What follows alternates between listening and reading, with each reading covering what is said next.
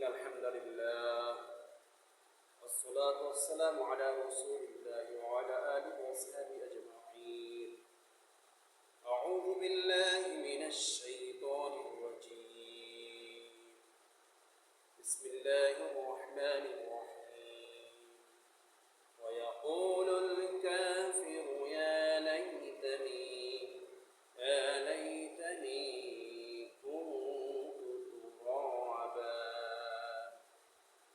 আলহামদুলিল্লাহ, আল্লাহ দরবারে লাখ শুকরিয়া জানাই যে রব্বুল আলামিন দ্বীনের কথা বলার জন্য সুযোগ করে দিয়েছেন। আমি সংক্ষিপ্ত আকারে একটি বিষয়ে আলোকপাত করতে চাই, সেটা হলো মানুষ যদি মানুষের মতো না হতে পারে তাহলে সে চতুষ্পদ জানোয়ারের চেয়ে সে নিকৃষ্ট হয়ে যায়, তখন আর তার কোনো মূল্য থাকে না, সে মূল্যহীন হয়ে যায়, নিরর্থক হয়ে যায়। এই জন্য সূরাতুন নাবার শেষ অংশে আল্লাহ তাআলা বলেছেন, কিয়ামতের দিন কাফেররা মৃত্যুর জন্য আক্ষেপ করবে, ধ্বংস হওয়ার জন্য আক্ষেপ করবে। আল্লাহ বলেন, ওয়ায়াকুলুল কাফিরু ইয়া লাইতানি কুনতু তুরাবা। আল্লাহ রাব্বুল আলামিন বলেন, সেদিন মানে কিয়ামতের দিন, ওয়ায়াকুলুল কাফিরু, কাফের যারা তারা বলবে, হায় আফসোস, হায় ধ্বংস, কুনতু তুরাবা, আমি যদি মাটি হয়ে যেতাম। মাটি হওয়ার জন্য আক্ষেপ করবে। সম্মানিত বন্ধুগণ, আপনারাই বলেন, কখন মানুষ তার বিনাশ চায়, ধ্বংস চায়? সাধারণত মানুষ কোনোদিন বিনাশ হতে চায় না, শেষ হয়ে যেতে চায় না, মৃত্যু চায় না, মাটি হয়ে যেতে চায় না। কিন্তু কাফেরদের এমন পরিণতি হবে কিয়ামতের দিন, তারা আক্ষেপ করবে, হায় আফসোস, ধ্বংস, যদি আমরা মাটি হয়ে যেতাম, তাহলে কঠিন জাহান্নাম থেকে আমরা বেঁচে যেতাম। কাফেরেরা কেন মৃত্যু কামনা করবে? কেন মাটি হয়ে যাওয়ার জন্য তারা আক্ষেপ করবে? এর পিছনে রয়েছে খুব সুন্দর একটি ইতিহাস কারণ। বন্ধুগণ, আল্লাহ রাব্বুল আলামিন কখনো জুলুম বরদাস্ত করেন না। কিয়ামতের দিন আল্লাহ তাআলা জুলুমের বিচার খুব কঠিনভাবে করবেন। জুলুম একটা ভয়াবহ অপরাধ। এই অপরাধ কিন্তু প্রত্যেক ঘরে ঘরে, প্রত্যেক বাড়িতে, প্রত্যেক সমাজে, প্রত্যেক এলাকায়, প্রত্যেক দেশে, এমনকি আন্তর্জাতিক মহলের সর্বক্ষেত্রে প্রায় এই জুলুমের প্রবণতা চলতেছে। রব্বুল আলামিন, আপনারা জানেন, যারা প্রাণী, চতুষ্পদ জন্তু, এদের কোনো বিচার নাই, হিসাব কিতাব নাই, জান্নাত নাই, জাহান্নাম নাই। আল্লাহ রাব্বুল আলামিন এদেরকে হিসাব কিতাব দিবেন না, জান্নাত দিবেন না, জাহান্নাম দিবেন না। কিন্তু যে সমস্ত প্রাণী দুনিয়ার বুকে হাদিসে আসছে কারো প্রতি কারো জুলুম করবে, অত্যাচার করবে, সেটা আল্লাহ ছাড় দিবেন না, সেটার বিচার আল্লাহ করেই ছাড়বেন। আল্লাহ রাব্বুল আলামিন যদি কোনো দুনিয়ায় কোনো শিংওয়ালা ছাগল, শিংবিহীন ছাগলকে আঘাত করে, শিং দিয়ে কুতা মারে, ওই ছাগলকে আল্লাহ রাব্বুল আলামিন কিয়ামতের দিন উঠাবেন। এবং কোনো শিংওয়ালা গরু যদি শিংবিহীন গরুকে আঘাত করে, জখম করে দেয় শিং দিয়ে, আল্লাহ তাআলা ওই জখমওয়ালা গরু এবং যে জখম করবে তাকেও কিয়ামতের দিন উঠাবেন। কারণ এই যে দুনিয়ার বুকে যার শিং ছিল, সে শিং দিয়ে, যার শিং ছিল তাকে আঘাত করেছে, তার প্রতি জুলুম করেছে। এটা একটা বড় জুলুম। আল্লাহর রাজ্যে জুলুম হবে আর বিচার হবে না, সেটা হতে পারে না। আল্লাহ জুলুমের বিচারের ক্ষেত্রে চতুষ্পদ জন্তুর উপর ছাড় দিবেন না।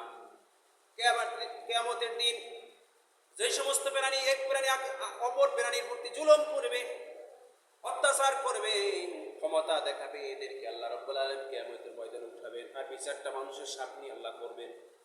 উঠেয়া যে ছাগল, শিংবিহীন ছাগলকে দুনিয়ার বুকে আঘাত করেছিল, শিং দিয়ে গুতা মেরেছিল, আল্লাহ তাআলা বলবে, আজকে তোমাকে শিং দেওয়া হলো, আর দুনিয়ায় যে তোমাকে শিং দিয়ে আঘাত করেছিল, শিং দেব না, ওকে তুমি তোমার শিং দিয়ে আঘাত করে তোমার প্রতিশোধ নাও।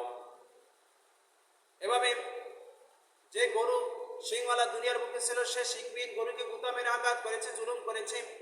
আল্লাহ রাব্বুল আলামিন যার দুনিয়ার বুকে শিং ছিল না, যেই গরু, ওকে আল্লাহ তাআলা কিয়ামতের ময়দানে শিং দিবেন। আর বলবেন, তোমাকে যে শিংওয়ালা গরু দুনিয়ার বুকে গুতা মেরেছিল, তাকে শিং দেওয়া হয় নাই, তোমার শিং দিয়ে তুমি তাকে গুতা মেরে প্রতিশোধ নিয়ে নাও। আল্লাহ রাব্বুল আলামিন এই জুলুমের বিচার তখন নিবেন। তখন শিংওয়ালা কিয়ামতের দিন জুলুমের শিকার যেই ছাগল যাকে শিং দেওয়া হবে, সেই শিং দিয়ে শিংবিহীন ছাগলকে গুঁতো মেরে প্রতিশোধ নিবেন, জুলুমের বিচার আল্লাহ করবেন। শিংওয়ালা গরু শিংবিহীন গরুকে তখন কিয়ামতের দিন আঘাত করে প্রতিশোধ নিবে। এভাবে করে জুলুমের বিচার আল্লাহ তাআলা কিয়ামতের ময়দানে করবেন। এই দৃশ্যটা যখন কাফেররা দেখবে, তখন তারা ভাববে, হায় রে, এদের তো জুলুমের বিচার হচ্ছে। তারা দেখতে থাকবে কি হয়। জুলুমের বিচার হওয়ার পরে আল্লাহ এদেরকে জান্নাত দিবেন না, জাহান্নাম দিবেন না। প্রতিশোধ নেওয়ার পরে জুলুমের বিচার শেষ হওয়ার পরে রব্বুল আলামিন বলবেন, কুনু তুরাবা। সমস্ত প্রাণী বিচার কার্য শেষ করার পরে প্রাণীদেরকে তাদেরকে আল্লাহ বলবেন, তোমরা মাটি হয়ে যাও, তোমরা মাটি হয়ে যাও। আল্লাহর হুকুম পেয়ে বিচার, কিন্তু প্রাণীগুলা যখন আল্লাহর সামনে, আল্লাহর হুকুম পেয়ে মানুষের সামনে, কাফেরদের সামনে যখন মাটি হয়ে যাবে, তখন কাফেররা বলবে, হায় রে, এদের তো জুলুমের বিচার হয়ে ক্ষান্ত হয়ে গেল, মাটি হয়ে গেল, চির জাহান্নামে যেতে হবে না, এদের জীবনটা কতই না ভালো। হায় রে, ওয়ায়াকুলুল কাফিরু, তখন তারা আফসোস করবে, কাফেররা বলবে, আলাইতানি কুনতু তুরাবা। হায় আফসোস, আমরা যদি এদের মধ্যে মাটি হয়ে যেতাম, কঠিন জাহান্নাম থেকে আমরা বেঁচে যাইতাম। কিন্তু বন্ধুগণ, সেদিন এই আক্ষেপ, এই দুঃখ প্রকাশ করার জন্য তাদের কোনো উপকার আসবে না। কারণ সময় থাকতে সময়ের কাজ না করলে অসময়ে সেই কাজ করে কোনো লাভ নেই। এই জন্য আমাদের এখনো হায়াতি জীবন, দুনিয়ার জীবন বাকি আছে। এখনই আমাদের সচেতন হওয়া লাগবে। এই আয়াতের মাধ্যমে, আলোচনার মাধ্যমে সংক্ষিপ্ত আমরা বুঝতে পারলাম, এখান থেকে দুইটা বিষয় চলে আসে যে যদি কারো প্রতি কেউ জুলুম করে, আল্লাহ সেটা কঠোরভাবে সেটার প্রতিশোধ নেবে, বিচার আল্লাহ তাআলা করবেন। এই জন্য আমরা কারো প্রতি, পরিবারের প্রতি, এলাকা কারো মানুষের প্রতি কোনো মানুষের অধিকার নষ্ট করবো না, কোনো মানুষের প্রতি জুলুম করবো না। আমরা মনে করি জুলুম মানে কাউকে আঘাত করা, কাউকে কাপড় চোপড় দেওয়া। জুলুম মনে কারো শুধু জমি ঠকিয়ে খাওয়া না, জুলুম বিভিন্ন ধরনের রয়েছে। কারো অধিকার নষ্ট করা, যে যা পায় তাকে সে প্রাপ্য না দেওয়াটাই হলো জুলুম।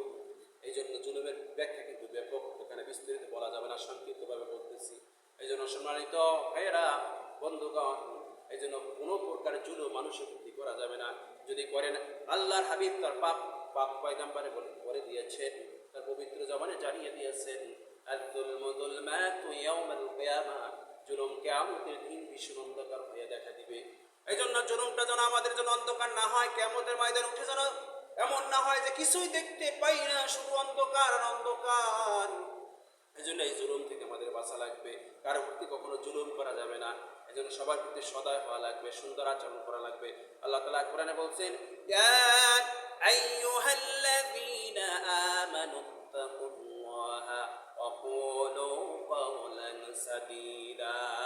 আল্লাহ তাআলা বলেন, হে ঈমানদারগণ, তোমরা আল্লাহকে ভয় করো, ওয়া কুলু কাওলান সাদীদা, আর তোমরা মিষ্টি মিষ্টি নরম নরম কথা মানুষের সাথে বলো, মানুষের সাথে সুন্দর আচরণ করো।